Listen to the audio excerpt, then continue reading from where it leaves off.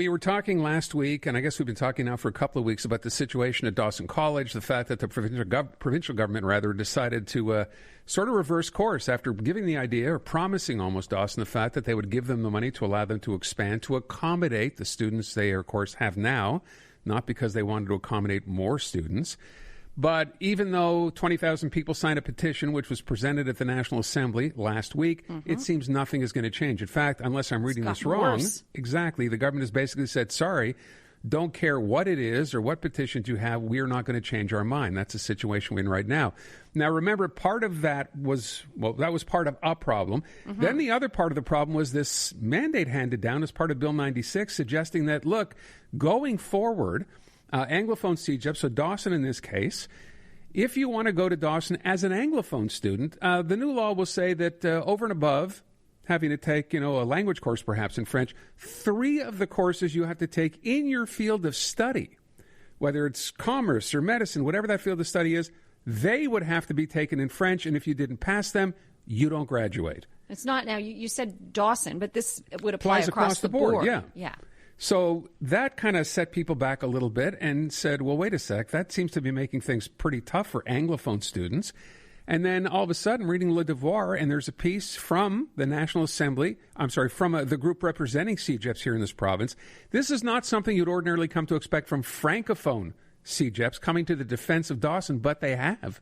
They don't think this is a good idea either. And we wanted to get an idea of how, because look, here's the sentence, at least that I read, that really stood out to me. The National Assembly, this is according to the column in Le Devoir today, the National Assembly will condemn thousands of students to failure against the backdrop of social crisis if it adopts Bill 96 in its current form.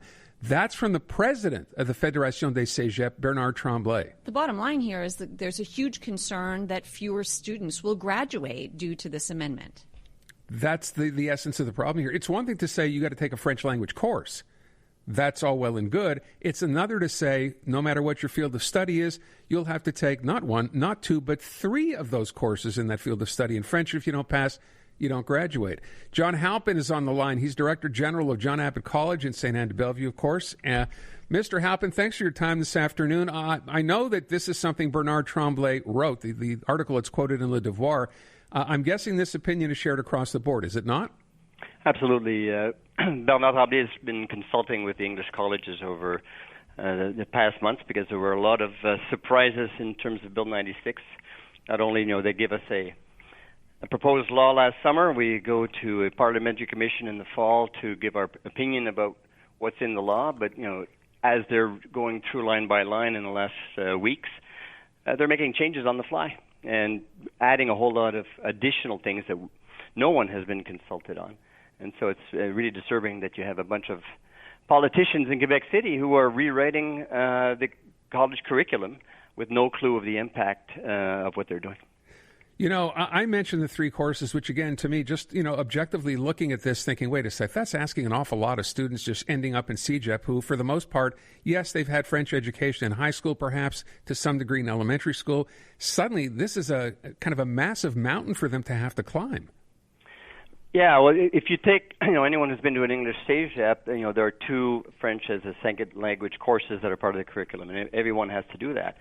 And most of the English colleges will have 4 or 5 different levels of French, the French 100, 101, 102, going upwards, and you assess the level of the French of the students coming in, and you put them in at a level that makes sense with where they're at that point. Now they're basically saying we're going to put 3 of your curriculum courses are going to have to be in French. The reality of, and they're explicitly saying it can't be in French as a second language course. So you're saying you're asking us to offer history course to our students in French, for example. They're going to have to write a 1,000 or 3,000 word essay to pass the course, and now they have to do it in a language that they have a whole variety of levels of skill at. So it makes it impossible to manage. We can't have 5 levels of history course or 5 levels of every other program course that we have. So you're asking for a huge logistical nightmare. And just because a few politicians in a room come up with this wild idea that we want to improve the French of the Anglophones, and we've been, English colleges are very much in support of improving the level of French of our students, but you've got to do it in a way that doesn't set them up for failure.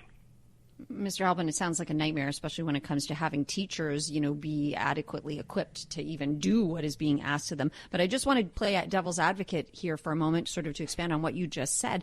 I think some people might try to make the argument that if those students can't pass those courses and it makes it harder for them to graduate, maybe they shouldn't if they're not going to be equipped to work in their field in adequate French. So does that come into play at all? That's not how I feel.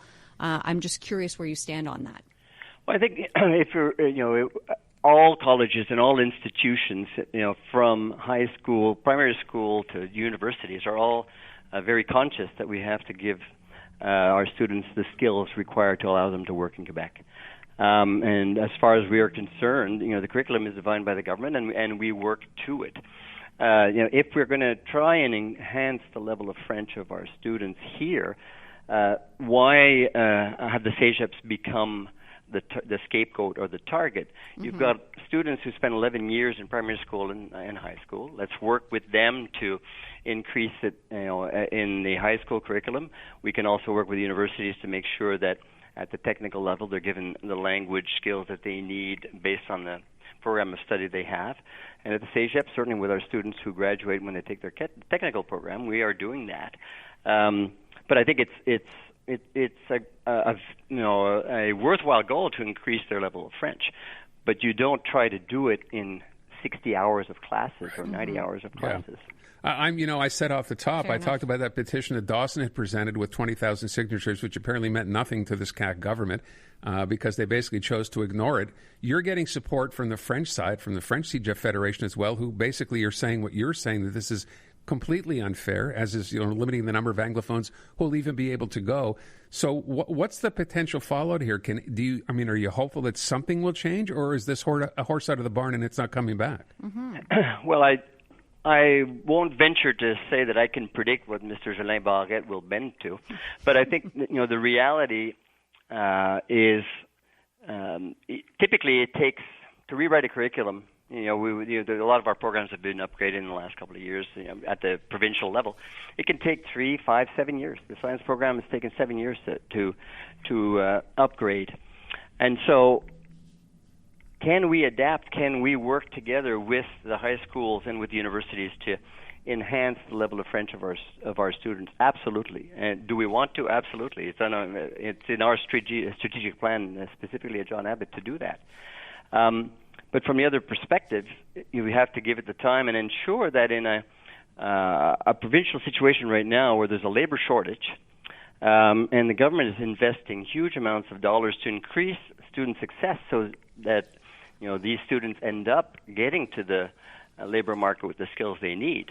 Well, let's give it time and let's work our way to do this. So that we're working hard to try and knock some sense into the politicians. The lines of Bill 96, where they talk about the scheduling of the implementation, have not yet been revised, and we're saying, listen, whether this is changeable or not, can you do it in a way where student success will not be impacted? And we're going to monitor that, and let's roll this out rather than have this sudden dramatic change that's a whole nightmare to implement. Yeah. Are you worried, by the way, as a final question, that you're going to have a mass outflux, if you will, of students getting out of Quebec to go to Ontario because of this?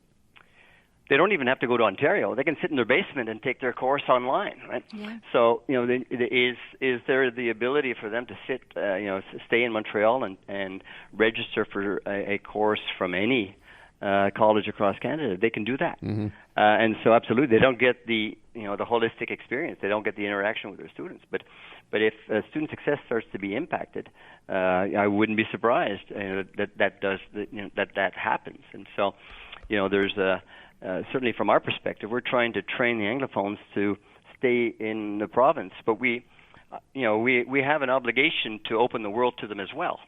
And it would be interesting at some point for people to stop confusing the francisation of Montreal to being an increase in anglicisation, because it's not the same thing. We have the francophones are leaving Montreal, going out into the suburbs.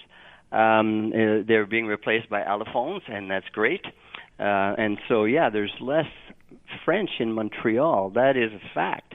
But there's not more English, and I don't know why it starts to be called Anglicisation de Montréal when it has nothing to do with the actual data that they're looking at. Point we keep asking over and over again. Mr. Halpin, thanks so much for your time. Appreciate it.